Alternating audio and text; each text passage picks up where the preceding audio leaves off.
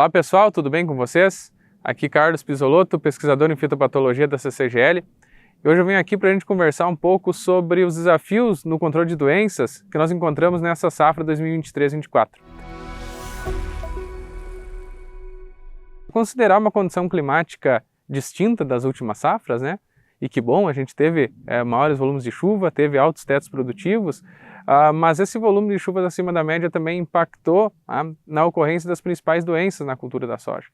A começar pela questão da ferrugem asiática, ainda a principal doença da soja. Se nós fizermos aí um comparativo, principalmente com o início dos anos 2000, onde nós tivemos as primeiras epidemias da doença, aqui no Brasil, este ano nós podemos dizer que sim, é um ano aí onde a gente encontrou uma das maiores pressões de doença, né?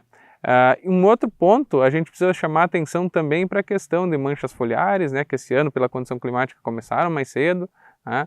Tem todo o cenário de safrinha também, questão da antracnose, né, e principalmente, né, o aparecimento, aí a gente pode colocar assim, né, ou podemos chamar também como uma doença emergente, né, que é o complexo de Aporte-Fomopsis, né, que trouxe aí quebramento de hastes e anomalia de vagens em alguns materiais.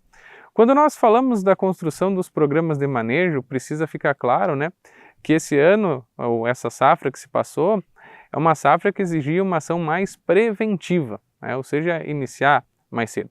Se nós considerarmos a questão da aplicação aos 20 e 25 dias após a emergência da cultura, caracterizada como aplicação zero, essa aplicação foi crucial, principalmente aí no controle de algumas doenças importantes, principalmente questão de manchas foliares, antracnose, né, e até nas semeaduras mais do tarde no controle de ferrugem. Quando nós consideramos, né, os produtos, o que a gente vem posicionando aí, a combinação de químico mais biológico, dos biofungicidas, né, produtos à base principalmente aí de bacilos, foram muito importantes, né, trazendo incremento no controle de doenças, até principalmente, né, incremento no controle aí da ferrugem asiática da soja. O que a gente precisa ter um certo cuidado é a questão toda de intervalo, né, dessa aplicação zero para a primeira aplicação que vem na sequência, né, ou que a gente chama de primeira aplicação verdadeira, que se dá ali entre V6 e V8, né.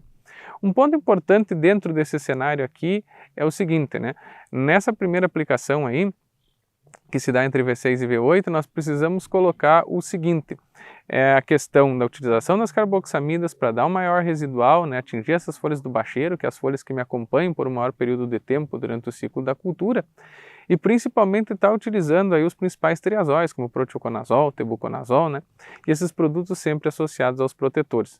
Protetor esse que se mostrou, né, de grande valia nessa safra, onde quando nós trabalhamos aí, né, nos manejos, tanto, né, com mancozeb, clorotalonil, é né, muito importante salientar também, né, a importância de rotacionar esses protetores, né, nós tivemos aí um bom controle de doenças e principalmente isso refletiu em maiores produtividades. Quando nós falamos agora da primeira aplicação do reprodutivo, né, ela também requer a entrada de uma carboxamida, pensando numa ação mais preventiva, residual, né, e sempre associada também, como já mencionei anteriormente, aos melhores triazóis, proteoconazol, tebuconazol. Até falando nessa temática, né, a gente precisa estar muito atento à questão de rotação de ativos, né. Essa safra mostrou que essa rotação, principalmente da questão dos triazóis, aí, trouxe um controle mais eficiente na questão aí da ferrugem asiática da soja. Quando nós falamos para as aplicações de final de ciclo, aí, terceira e quarta aplicação, ou quarta e quinta aplicação, né, nós precisamos estar atentos principalmente ao quê? Né, a também trazer para essas aplicações, né, principalmente para quem começou mais atrasado ou naqueles cenários de maior pressão de doença, né, ação de produtos curativos. E para a gente não repetir aquela sequência pesada de proteoconazol, tebuconazol, que muitas vezes aí, né, vai ocasionar uma maior fitotoxidez no final de ciclo, tem a questão da entrada da morfolina, né, que trouxe uma ação curativa importante, né, mas a rotação de alguns triazóis, como exemplo, né, o próprio ciproconazol, certo? Um ponto importante nessas aplicações de final de ciclo também, doses crescentes de multissítio, né, do protetor, seja o mancozeb, do clorotalonil, né.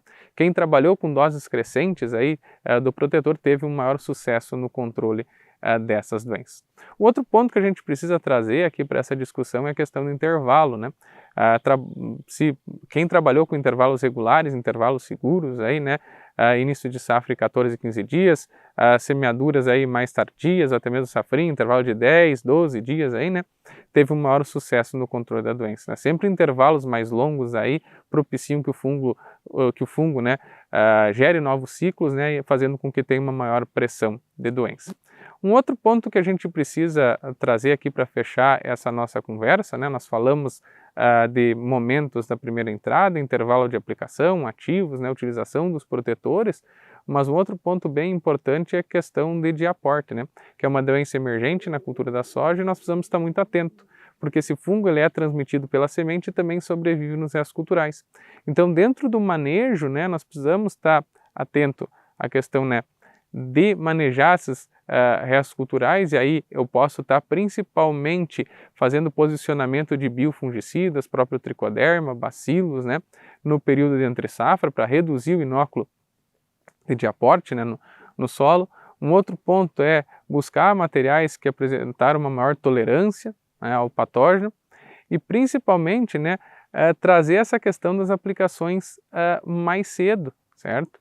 Essas aplicações mais cedo, o que eu quero dizer com isso? Né? Aqui já entre V5 e V6, né, iniciar com as carboxamidas, né, que tem apresentado um bom controle, né, principalmente quando a gente fala de solatenol, né, um importante carboxamida aí que nós observamos no controle de diaporte, e principalmente também a impirfluxam. Certo? Então essas duas carboxamidas têm desempenhado bem. Então, dentro desse cenário, né, sempre buscar fazer um tratamento de semente assertivo, né, porque o fungo, né, de aporte sobrevive na semente também, então a semente é uma fonte de inóculo.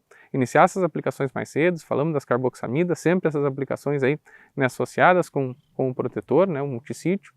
Questão do manejo do resto cultural, né, os biofungicidas podem sim auxiliar a reduzir, né, esse inóculo inicial de diaporte que eu tenho no solo, certo?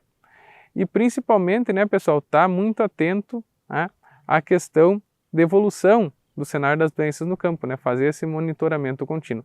Então esse é um pouco, né, do que eu gostaria de trazer para vocês como resumo desta última safra de soja.